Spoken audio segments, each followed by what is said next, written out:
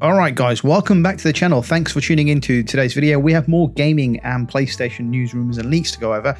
Please hit that like button if you enjoyed today's video, and if you're new here to the channel, consider subscribing and becoming a channel member. So we're starting off with Assassin's Creed Shadows, and Ubisoft has officially confirmed that Assassin's Creed Shadows has had an incredibly strong debut, surpassing 1 million players on its very first day of release. This milestone is particularly significant as Shadows is the first game in the long-running franchise to take players to Feudal Japan, a setting that fans have been requesting for nearly 2 decades. The enthusiasm surrounding the game is evident, with players eager to dive into the new world crafted by Ubisoft. However, it is worth noting that Ubisoft has chosen to highlight the number of players playing rather than the outright sales figures, and this distinction is probably due to the fact that Ubisoft has Ubisoft Plus, the company's subscription service, which allows premium tier members to access new releases on day one without making a separate purchase. So perhaps that's why they're using players rather than sales. While this undoubtedly boosts the player count, it also means that not all 1 million players actually represent individual sales.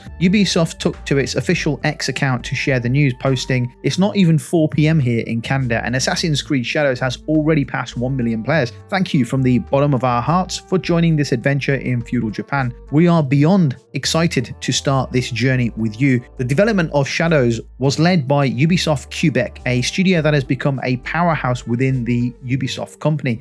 The Quebec team has previously spearheaded titles such as Assassin's Creed Syndicate, Assassin's Creed Odyssey, and Immortals Fenyx Rising. Interestingly, Shadows marks the second time that the studio has created a dual protagonist Assassin's Creed experience following Syndicate. However, unlike the more flexible dual character mechanics in Syndicate, Shadows places distinct limitations on its two main characters, Yusuke and Naoi, in terms of gameplay approach and mission design. One reviewer noted, and I hope I'm pronouncing this correctly, is it Nao or Naoi? They embody the full range of gameplay experiences that fans have come to associate with Assassin's Creed, whereas Yusuke, while fun in his own right, is more specialized in his approach. While both are playable, the idea of dual protagonist is slightly misleading, as certain missions require one specific character for narrative purposes. Despite some criticisms, Shadows is enjoying an overwhelmingly positive reception, which is really good to hear. I'm glad that the vast majority and the vast reception has been very, very good.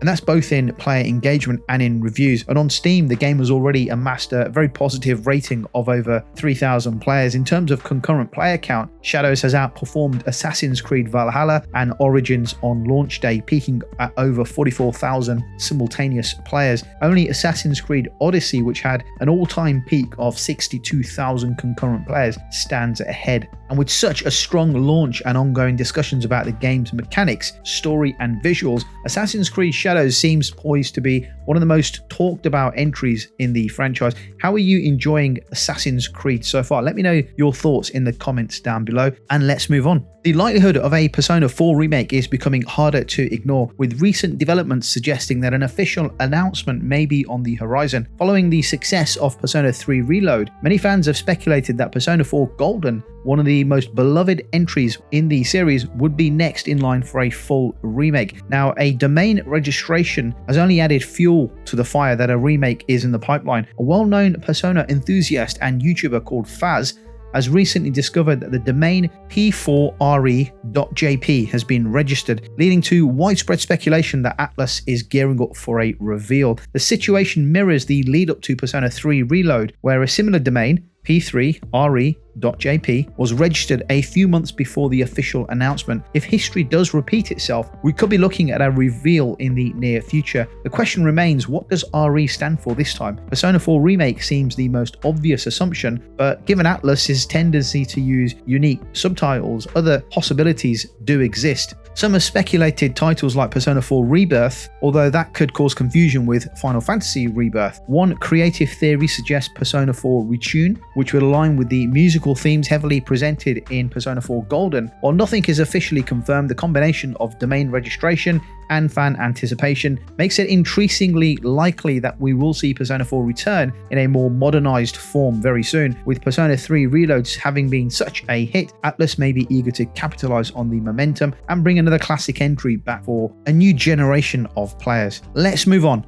Now, Microsoft Gaming CEO Phil Spencer has revealed that Xbox is doubling down on its efforts to bring more of its gaming franchises to television and film. In a recent interview with Variety, Spencer emphasized that Xbox has learned valuable lessons from the past adaptations such as the Halo TV series and the more recent Fallout show. He goes on to say that we're learning and growing through this process, which is giving us more confidence that we should do more. We learn from doing Halo, we learn from doing Fallout. So all of these experiences build on themselves. Obviously, we have a couple that miss every now and again, but what I'd say to the Xbox community is that you're going to see more because we're gaining confidence and we're learning through this process. And while Sony and Nintendo have already made significant strides in adapting their franchises to the big screen and small screens, Xbox has been somewhat slower in this area. However, with the upcoming Minecraft movie starring Jack Black set to release on April the 4th, it seems Microsoft is ready to take a more active role in expanding its IP beyond gaming. The current trend, though, of video game adaptations shows no sign of slowing down, with PlayStation leading the way through The Last of Us, Twisted Metal, a God of War series, the Ghosts of Tsushima adaptation, and the Uncharted series, and many more unannounced projects in the works. And while Nintendo is still fresh off the success of the Super Mario Bros. Movie, with Microsoft now eager to increase its presence in this space, fans can likely expect to see more adaptations of Xbox franchises in the near future. This is the trend, right? More and more games are heading onto TV and cinema, and I only see this getting bigger and bigger over the years to come. And when are we going to get a GTA movie? Put your answers down below in the comments. Let's move on. The next installment in the F1 gaming franchise is almost here.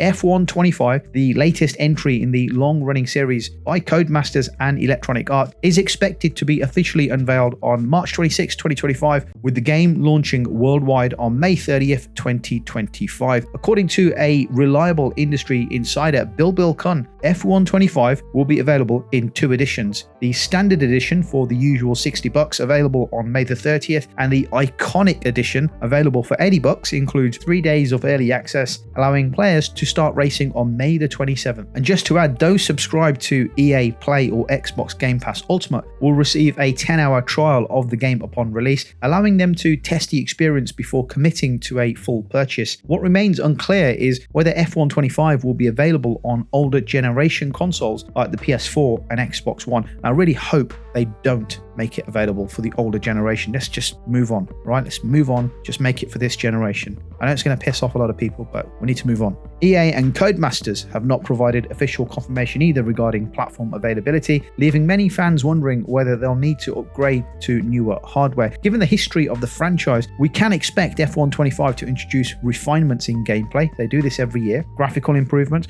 and possibly new features that enhance the immersive racing experience.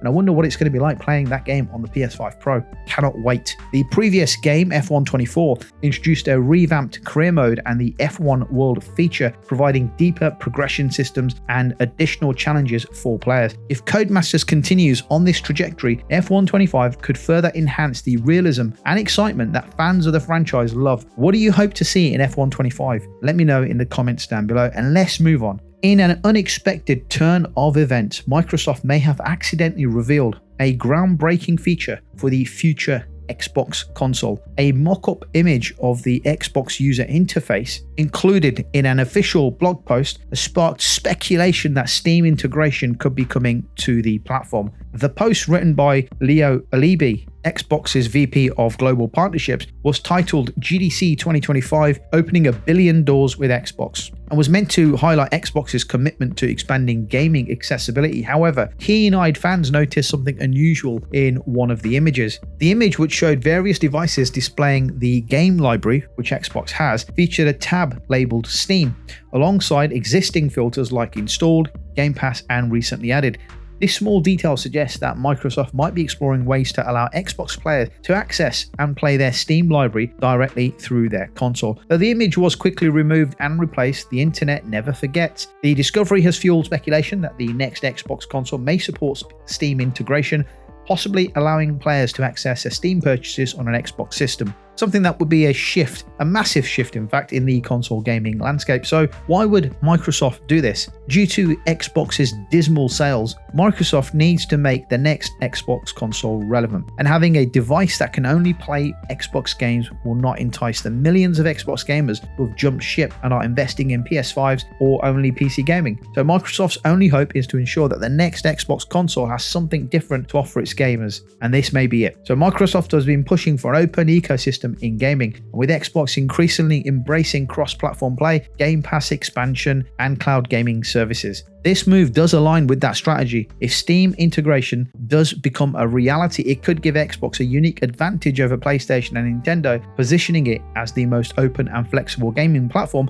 But I still don't understand. It's not going to force gamers to buy Xbox games. It doesn't make sense. Alibi's blog post emphasized this philosophy, stating, "We believe that gamers should be able to play their games the way they want, with the people they want, any way they want." That nonsense. The statement, combined with Microsoft's history of integrating other platforms, makes the Steam speculation even more plausible. Another factor to consider is the rumored Xbox handheld device reportedly being developed in partnership with Asus. If true, and if it supports Steam games, it could be a direct competitor to devices like the Steam Deck and the Asus ROG Alloy. Of course, nothing is confirmed yet, and this could have been simply a placeholder or an internal mock-up that was never meant to be seen publicly. However, with Microsoft's increasing push towards cross-platform accessibility, it wouldn't be surprising if we hear more about this in the near future. Would you want to play your Steam game on an Xbox console? Would you even consider buying an Xbox console in the future? Really?